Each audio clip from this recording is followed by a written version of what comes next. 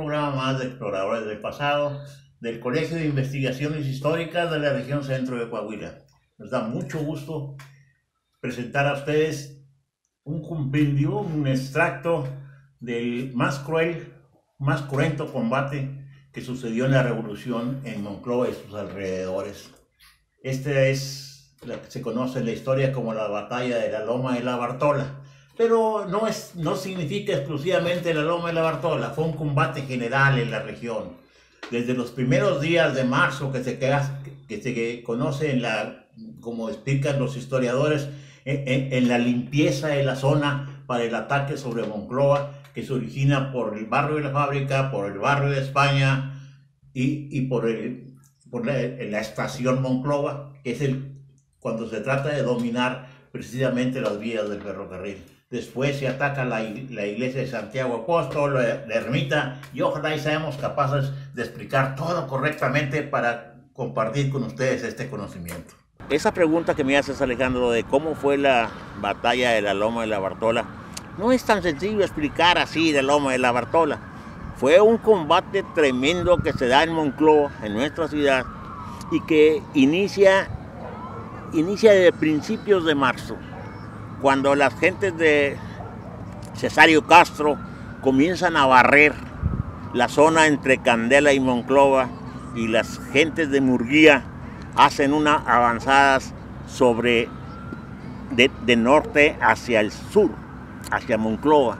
Y había la posibilidad también, de hecho existe, de que el ejército federal se estaba reconcentrando en Monclova por otras causas que, si hay oportunidad, también te explico, que ocurren no en Monclova, sino fuera de nuestro estado.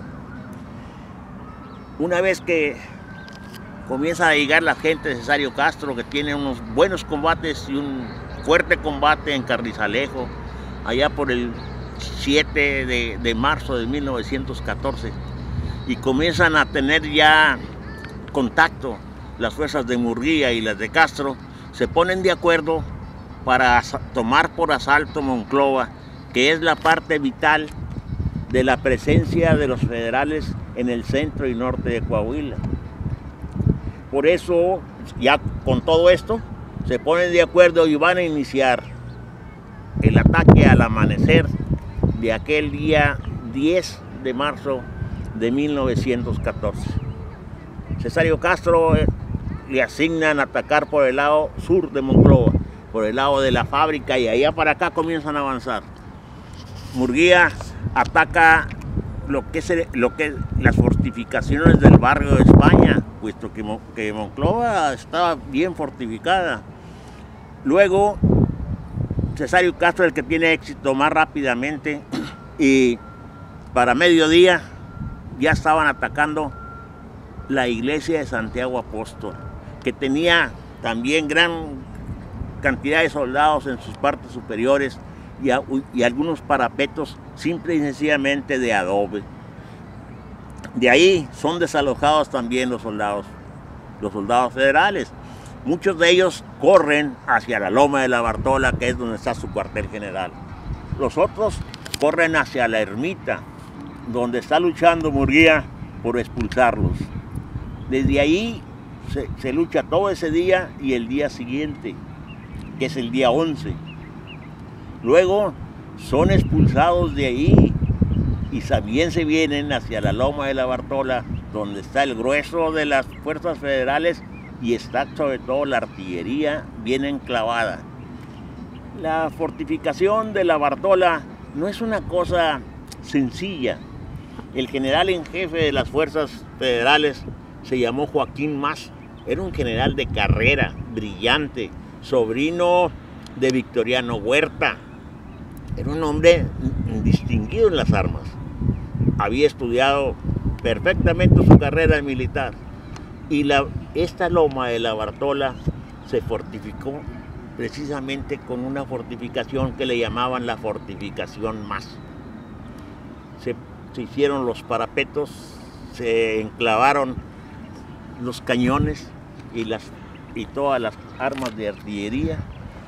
Se hicieron algo que se conoce en las cuestiones bélicas aspilleras, que son excavaciones laterales sobre la misma loma que permitían a 1 o 2 soldados o 3 en cada excavación tirar con su Mauser casi impunemente. Ellos no se veían, solamente tenían una pequeña rendija para apuntar a los que sitiaban a esta lucha. Se da el primer combate fuerte, ya el día 13, el ataque frontal a la loma de la Bartola no se puede tomar. Los revolucionarios son rechazados con grandes pérdidas. Cesario Castro divide en sus armas y se va a atacar la estación, que en aquel tiempo no existía frontera. Únicamente se conocía como parte de Monclova y se conocía como la estación.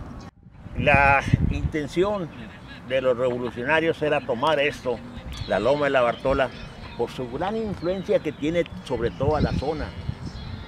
Acá, lo que es hoy frontera, que en el tiempo era únicamente la estación, una parte muy importante de Monclova, y además querían controlar precisamente el flujo del ferrocarril.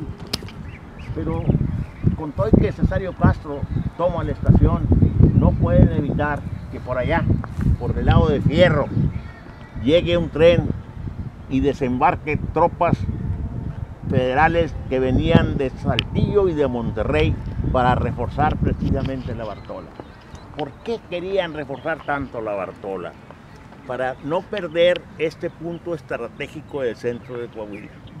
Porque con este punto estratégico de Monclova dominaban todo el norte de Coahuila las fuerzas federales. Esa era una de las cosas principales. Y otra, que es también muy importante, que a veces no lo lee uno en los libros de historia, es que tenían que tener una vía de acceso hacia el sur de la República, y con los vaivenes de la revolución, de los combates aquí y allá, podían quedar encerrados los federales si perdían las vías de ferrocarril hacia el sur. Porque conforme se da estos combates, se hacen otras actividades fuera, que ahorita las tomaremos.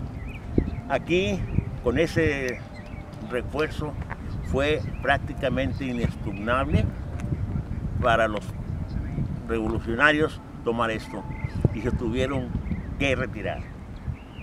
Fueron 4 o 5 ataques suicidas, mandando gente de infantería a escalar la loma de la Bartola con aquellos tiradores de excelencia metidos en las aspilleras, haciéndolos garras prácticamente. Por este lado del sur y por el lado del norte, que es la parte más difícil de escalar, quedaron sembrados los cadáveres revolucionarios. Todavía en 1952, que ya estaba en secundaria, veníamos y recogíamos cartuchos quemados de los combates tan terribles de la loma de la Bartola. Eso fue el día 14, el día que terminó, que se retiraron las fuerzas revolucionarias. Todavía se combatió el día 15 y salieron fuerzas federales a dar persecución en otras partes. Se combatió en San Buenaventura, Cuatro Ciénegas, pero buscaban inmediatamente retirarse, revolverse a Monclova. La causa es que cuando se dan estos acontecimientos en Monclova, se comienzan a dar otros acontecimientos en Chihuahua y en Durango.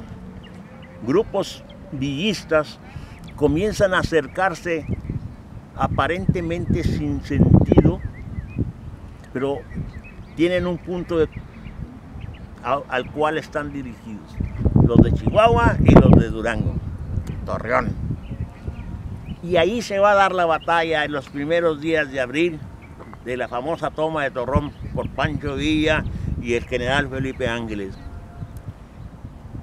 Eso era el gran peligro para los federales, puesto que de ahí, una vez tomado Torreón, el siguiente punto era tomar Paredón. Y una vez que tomaran Paredón los revolucionarios, los federales quedarían aquí, encerrados en esas grandes planicies de tierra sin escapatoria alguna.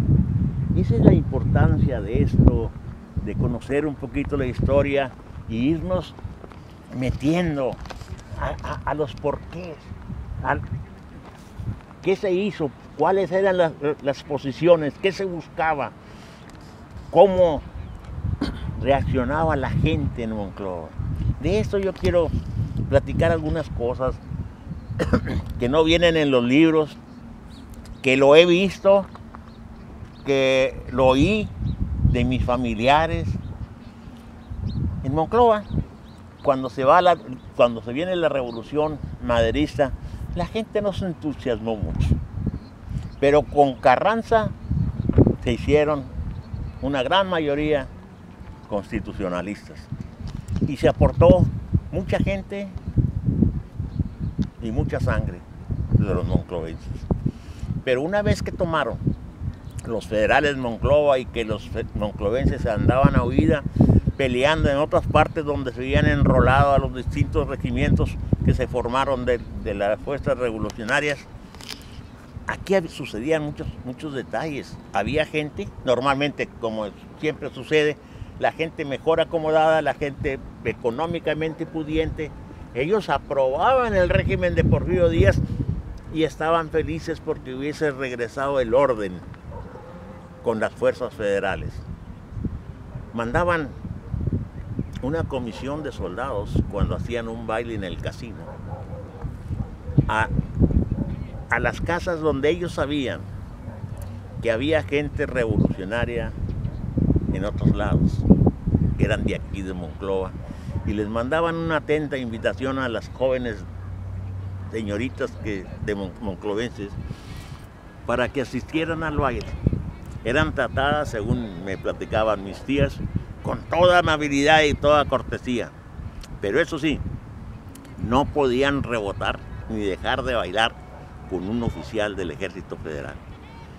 Era un gran problema para todas las familias. Por una parte, añorando a sus hermanos, padres, amigos, novios que andaban en la revolución, y tener que bailar con los oficiales federales que pues prácticamente querían matarlos. La sociedad también se dividió en dos castas, en una de gente pudiente que asistía a los saraos y era animador del Ejército Federal, y las otras muchachas en general, porque los muchachos se fueron a la guerra, las muchachas y las niñas. Conocí a una tía que me narraba que ella traía su muñeco y el muñeco se llamaba Breceda, porque Breceda se llamaba el secretario del señor Carranza. Y había otros que traían sus muñecas lujosas y se llamaban Más, como el apellido del general en jefe de las fuerzas federales. Tengo muchas cosas que platicar de esto, nuestra historia, nuestro Monclova. Tenemos que rescatar todo eso porque es la única forma de que nosotros tengamos nuestra propia historia y sentamos ese arraigo y ese orgullo por nuestra tierra. Ese es para lo que gran cosa sirve la historia, para sentir el amor y el arraigo a esta tierra árida y conflictiva, pero también todo paridora cuando se le pone el cariño y el agua y la siembra, y que en esa tierra donde han vivido por más de 300 años nuestros antepasados. Estoy en lo que queda de la antigua estación Fierro, que históricamente debe ser importante para nosotros. Aquí es donde las fuerzas federales bajaron sus elementos para ir a reforzar las fortificaciones de la Loma de la Bartola y evitar que los revolucionarios de nuestras tierras pudiesen tomar ese importante bastión del federalismo. ¿Cómo ha resistido el paso de los años? Estamos en el 2020, esto fue en 1914 cuando esto era la estación Fierro, que hace 106 años, y estas construcciones mientras no le llegue la mano destructora del hombre, van a seguir por muchos años. ¿Cuánta historia y cuánto abandono? ¿Por qué no a nuestras autoridades no les interesará algo de conservar esto como un patrimonio cultural de nuestro pueblo?